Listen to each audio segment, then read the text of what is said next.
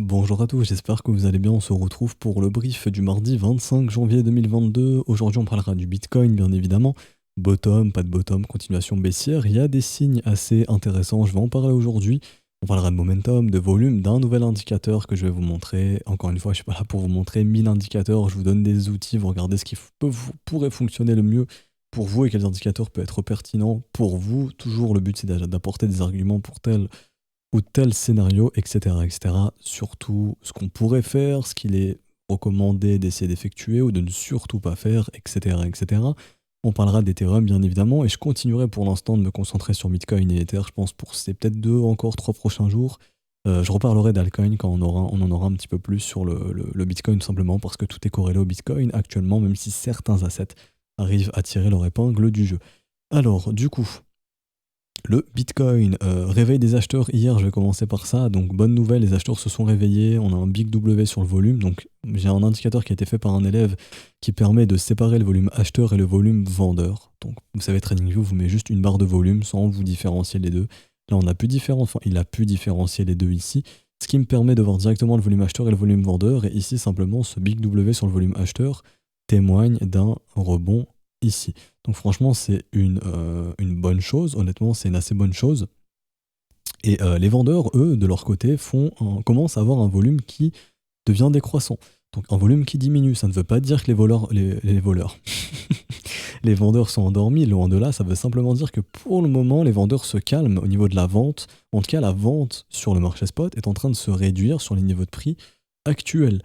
Donc ça ne veut pas dire que ça y est, on a un bottom, c'est la fête, on va aller acheter du Bitcoin, on va all-in, on va vendre à la maison, on va acheter du Bitcoin, ou on va foutre du levier sur les contrats dérivés ou autre. Non. Ça veut simplement dire que les acheteurs se réveillent et qu'on trouve enfin une résilience. Les acheteurs ne se font plus malmener comme ils se faisaient malmener depuis des semaines. Donc là, ça fait 2 jours, hein, enfin, ça fait 2 jours que on est en train comment dirais-je, de tenir, on va dire, des zones de prix, et encore, c'est loin d'être ça. Mais voilà, les acheteurs font le choix de se réveiller, là où les vendeurs, eux, perdent un petit peu de force. Donc bottom, techniquement, non. Pas encore. Peut-être que le bottom a été posé à 32 900 $, mais là, dans l'état, est-ce que je peux vous dire aujourd'hui, 25 janvier, oui, on a bottom, faut rentrer dans le Bitcoin, ça y est, on est de nouveau bullish. Non, bullshit, si je vous dirais. Si je vous disais ça, ce serait du bullshit, ok? Du mensonge, je vous mentirais. Non, et mon but, c'est pas de vous mentir ici. Donc non, il n'y a pas encore de bottom. Techniquement, ce n'est pas encore marqué. Peut-être que le Bitcoin a bottom à 32 933 $, c'est possible, mais techniquement, c'est pas encore... au niveau de la chart, c'est pas écrit, oui, on a bottom, en gros, à 32 900 $. On va parler du momentum maintenant. Vous le savez, on est en train de pousser au niveau des divergences, donc le momentum est toujours dans les mains des vendeurs actuellement, donc les vendeurs à n'importe quel moment peuvent redéclencher un mouvement baissier, mais pour l'instant ce n'est toujours pas, comment dirais-je, un nouveau momentum acheteur, on est toujours sur un momentum vendeur. Néanmoins, nous avons ici une potentielle divergence. Encore une fois, il ne faut pas confirmer les divergences avant qu'elles soient confirmées. Celle-ci n'est pas encore confirmée, elle sera confirmée quand on viendra casser tout en haut. Donc, on a une pattern de rebond potentiel. Le marché est bloqué actuellement entre 37 574 $, source Coinbase, donc là je prends le prix de l'exchange Coinbase, et 32 903 $. Ok. Et donc, tout simplement, on a en gros, comment dirais-je, une zone de combat. Et on pourrait avoir une pattern de rebond. Il suffit de casser la bougie la plus basse, de casser le plus haut de la bougie la plus basse. Également, le nouvel indicateur que j'intègre ici, je pense que certains le connaissent, personnellement je ne l'utilise pas du tout, c'est le TD Sequential ici. Et en gros, pour faire simple, et honnêtement je n'utilise pas l'indicateur, je ne trade pas du tout avec, je ne suis pas un expert de cet indicateur, mais il peut servir de confirmation momentum. Et pour faire simple, quand on arrive sur des 9, que ce soit en bottom ou en top, ça pourrait signifier qu'on a des... Moi je le vois comme ça, en tout cas comme un indicateur de momentum, qu'on est sur un essoufflement de momentum, ou qu'on est proche d'une fin de mouvement. Tout comme, des fois, on peut avoir des 9 et le mouvement baissier se poursuit, etc., etc. Je vous laisse vous renseigner un peu plus sur cet indicateur. Vous tapez Tom Demark sur Google, vous allez trouver comment il a pensé, comment il fonctionne, etc., etc. Mais en gros, pour faire simple, quand un 9 intervient, personnellement, je pense que combiner un 9 à une pattern de retournement, ça peut être assez intéressant. On est sur un 9, sinon il y a aussi un mec que vous pouvez suivre sur YouTube qui s'appelle Ton Weiss, donc c'est un américain. Bon, faut comprendre l'anglais, pardon. Un mec qui est assez connu, honnêtement, qui utilise beaucoup cet indicateur, qui a déjà géré des fonds, qui était trader instinct à un moment, si je dis pas de bêtises, à vérifier. qui utilise beaucoup cet indicateur, qui a déjà fait des vidéos tuto, il me semble, dessus, ou qui, je sais plus trop ce qu'il fait, mais bon, je pense qu'il peut, dans ses vidéos, si vous regardez, voilà, des fois il revient dessus, il explique un petit peu. Mais là, on a un 9, donc ça pourrait signifier une fin de tendance si justement on a une pattern de retournement. Et encore une fois, pour moi, la pattern de retournement, ce n'est pas suffisant. Ce qu'il faut ensuite, c'est un changement de dynamique, c'est-à-dire d'abord, on observe le momentum, donc si la pattern de retournement se forme, on retourne sur les options. Au niveau des options, on a une max pain zone, c'est comme ça que je l'appelle personnellement. C'est en gros la zone dans laquelle nous avons un creux au niveau de l'intérêt. Donc là, on a un creux au niveau de l'intérêt entre 42 et 44 pour le 28 janvier. On a également, comment dirais-je, le max pain price, il est à 42 000 dollars. Donc il y aurait des probabilités qu'on revienne à 42 000 dollars pour vendredi si on veut clôturer au niveau du max pain price du côté des options. Et la max pain zone, c'est entre 42 et 44. Pour faire perdre un maximum d'argent sur les options, il faudrait clôturer au-dessus de 42 et sous 44 000 dollars. Pour faire perdre tous les acheteurs de puts, donc les barres bleu-violettes que vous voyez à gauche, donc bleu ou violet, ça dépend de votre écran, et les barres vertes, toutes les barres vertes que vous voyez à droite, si on clôture sous 44, toutes les barres vertes à droite, eux, perdent de l'argent, ok? Pour faire très simple. Et donc ça voudrait dire qu'on ait déclenché la pattern de retournement aujourd'hui, demain, peu importe, et qu'on se retrouve entre 42 et 44, donc là-haut, pour le mois de janvier. Si on fait ça, ce rebond assez important pourrait permettre au momentum de valider sa divergence, et là les acheteurs auront récupéré le momentum.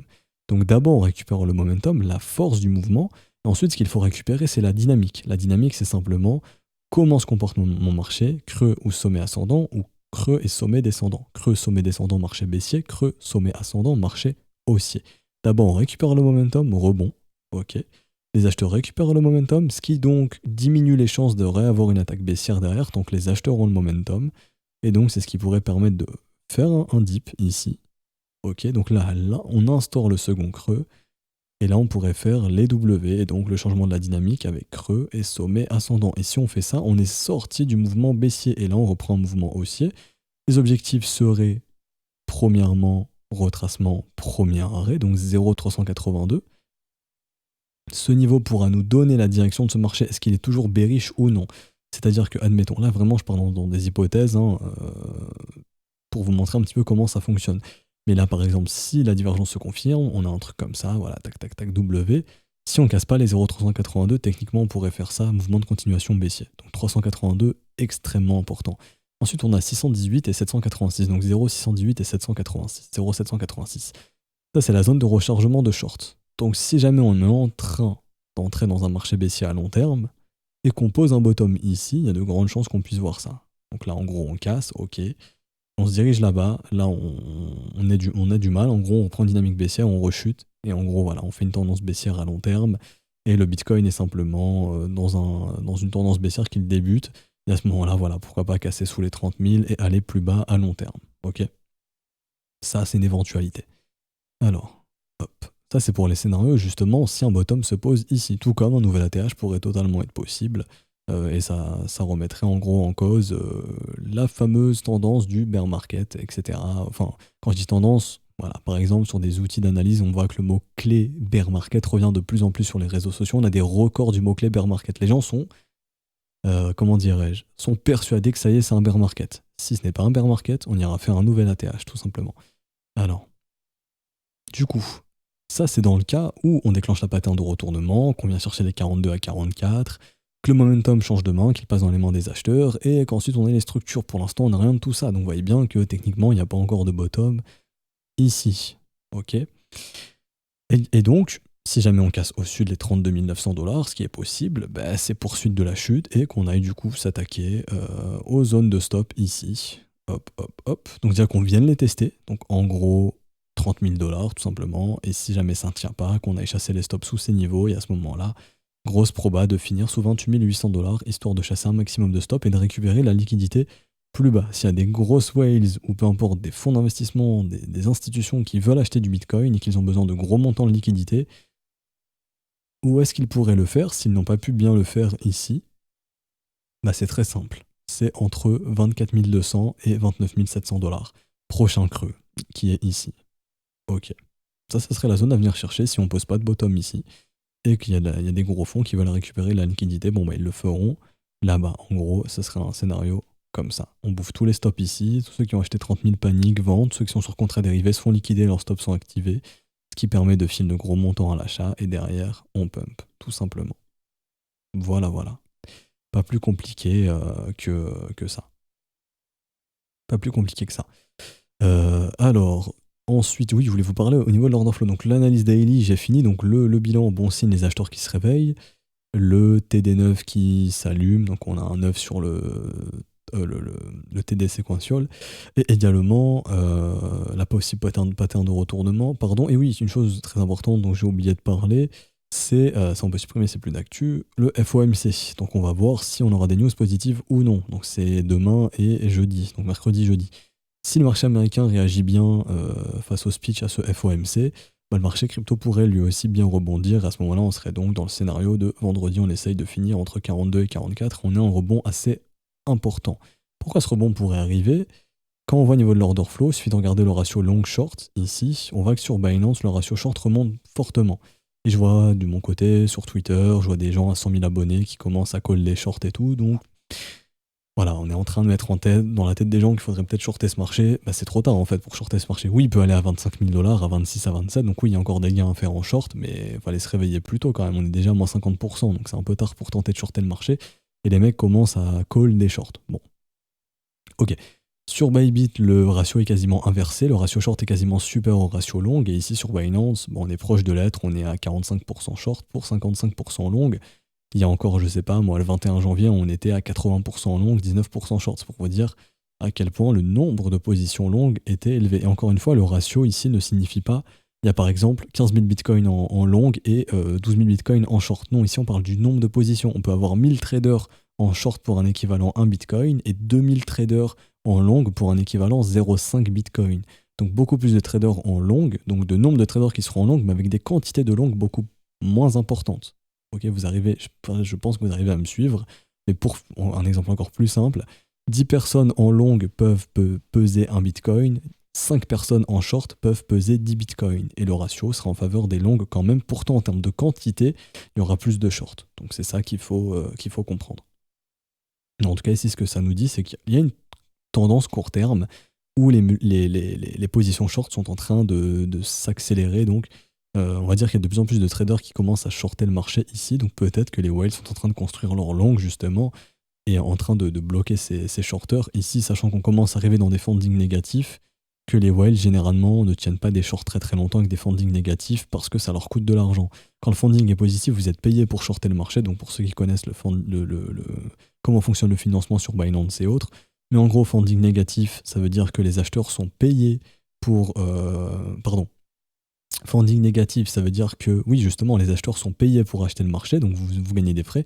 Funding positif, c'est les vendeurs qui sont payés pour. Et donc, une whale a plutôt intérêt sur des grosses positions à avoir le financement dans sa poche ou à payer un taux de financement très très faible.